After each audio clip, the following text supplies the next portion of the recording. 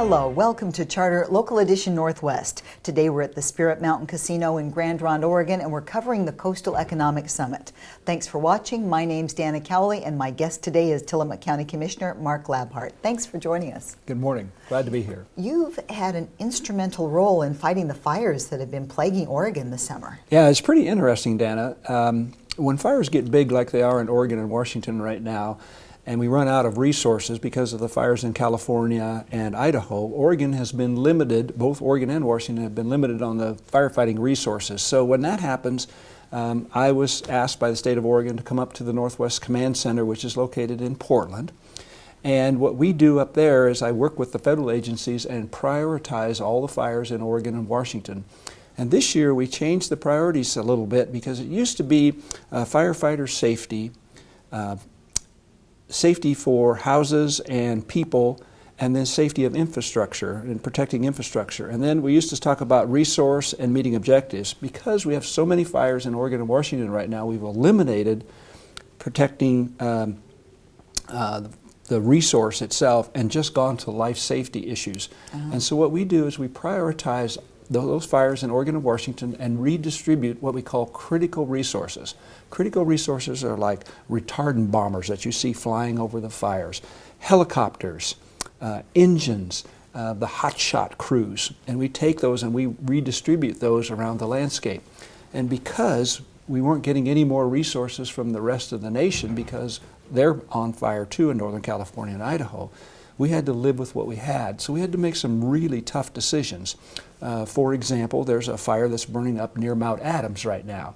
It's mostly burning in the forest, but we have fires in Washington near Omak that are burning near houses, fires in John Day that were burning near houses. And what we're trying to do is say, okay, I'm sorry, we're not going to be able to put enough resources on that fire in Mount Adams, and we're going to move some of those resources to where we're burning up homes and threatening lives. That's got to be difficult when you're used to doing it a certain way. It's really tough because what we're essentially doing is triaging.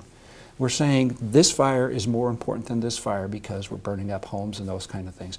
And so I've been in Portland for about the last 2 weeks helping to provide recommendations to the agency administrators, the head of the Forest Service, the head of the Bureau of Land Management, the head of the Department of Forestry, Washington Department of Natural Resources, and making recommendations to them on what are the priority fires and how we should distribute those resources. And it's really tough decisions when you're saying, we're going to let this fire burn because we need to move those resources to another part. And I don't think a lot of Oregonians understand that because firefighting is a tough, technical, dangerous job. And what I mean by that is we just lost 3 firefighters in Washington. Oh, yes. They were burned alive. I mean, and those were husbands, those were sons, those were, yes. And so we've got 10,000 people on the fire line right now. 1.1 million acres is on fire in Oregon and Washington. 1.1 million acres. We spent $168 million to date. And so what we're trying to do is saying, where can we be most effective with those resources? Well, and for folks that are familiar with knowing there are fires in the summer in the Northwest, that when it's hot and dry and you've had a light winter, it's a little worse. Firefighting over our lifetimes has changed dramatically in the Northwest, and maybe share with us how much worse it is now, say compared to 10 or maybe even 30 years ago. Yeah, it used to be, I'm going to say 20 years ago, a 2,000 acre fire was considered a large fire. Yes, I remember covering those. Yeah, and now it's a spot fire. It seems that. What got us this year was we've had several years of drought. We have weather conditions that seem to be changing for whatever reason. Whether you believe in global warming or not, the weather conditions are changing. And so we've had several years of drought, and then we're tending to get more of what we call dry lightning storms. Dry lightning storms is when a thunderstorm comes through an area and it drops down lightning, but the rain doesn't hit the ground.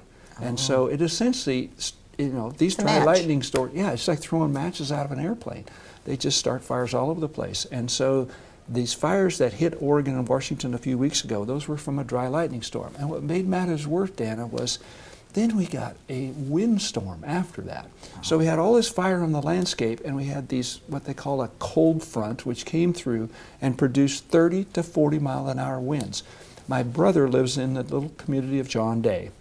and he is a county commissioner there, same as me.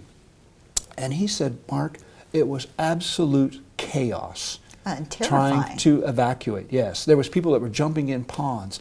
They just opened the gates and let the horses run free. They opened the chicken coops and let the horses run free. And the sheriff's department, they have a very small sheriff's department in Grant County, so the sheriff's department couldn't get to all the houses. Some people lived 2 miles down a dead-end road, and so they just couldn't get to all the houses. And so to he think said that wind and that fire coming up on you, how terrifying.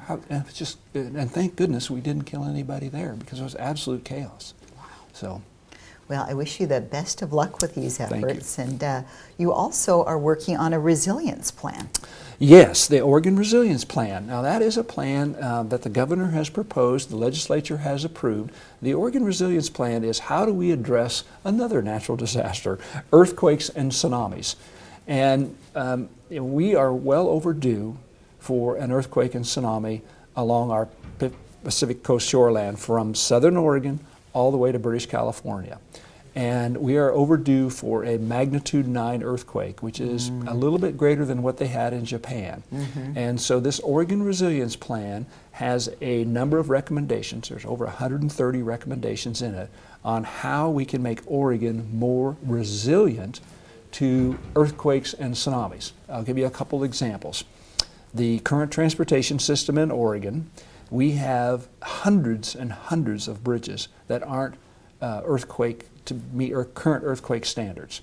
And so we need to, as a state, say, okay, if we're going to have these bridges destroyed in an earthquake, that's how you evacuate people out, and that's how you get resources back in.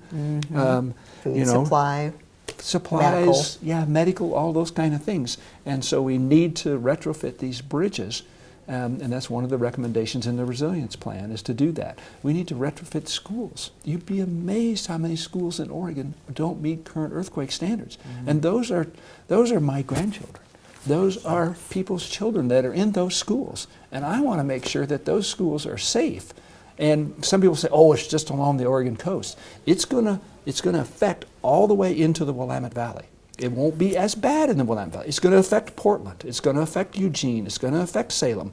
And so right now, one of the recommendations is most of the fuel in Oregon, people don't realize this, most of the fuel, gasoline, diesel, is stored in Portland in an area that it would liquefy in an earthquake. And it would destroy the fuel system that we have to fund our cars, our emergency services personnel, those kind of things. So we're looking at, one of the recommendations is to try to find another spot to have emergency supplies.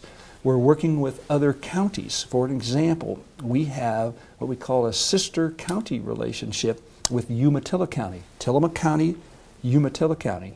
And so when Tillamook County has the earthquake and tsunami, we're going to be overwhelmed. Our county road department's going to be overwhelmed. Our vehicles, some of our trucks may not operate, but Umatilla County is not going to be affected by the earthquake. So they are going to be a high priority to bring over their public works staff to help us with the disaster. We're going to be very tired. We're going to be working 24 hours a day, and their staff's going to come over. So we have these sister county relationships. We've got sister city relationships. George Endicott, the mayor of Redmond, FEMA, the Federal Emergency Management Agency, has said that we are going to use Redmond as the main source for bringing in supplies to the state of Oregon, to the Redmond airport, and then that will be distributed to the rest of Oregon because they're not going to be affected by the disaster. And so George Endicott, who is the mayor of Redmond, is saying, well, I'm going to be a large FEMA center for food, supplies, medical, transportation, helicopters, those kind of things. So we're working in a relationship with him as, okay, how do we get those supplies from Redmond to Tillamook, or Redmond to Astoria, Redmond to Newport, those kind of things. Because some of our airports are going to be damaged too. And so that's part of this resilience plan, is how do we prepare as best we can with the revenue that we have to react once this earthquake hits. Well, that makes a lot of sense, because if you take your opportunities and your resources and spread them out and diversify them and then have support plans, it's better than having everything in one place, because Correct. if something happens to those things in one place, even if that's where all the population is, Getting the supply to the population is the important part, not is it all right where the population is. Well said. Well said. I couldn't have said it better myself. Very good. Yeah. Well, Mark, thank you so much for joining us. We certainly appreciate it. And thank you for these efforts on our behalf for You're our most safety welcome. and wealth, especially for our children's sake. Yeah, glad to do it. Thank you for watching. This is Charter Local Edition Northwest. I'm Dana Cowley.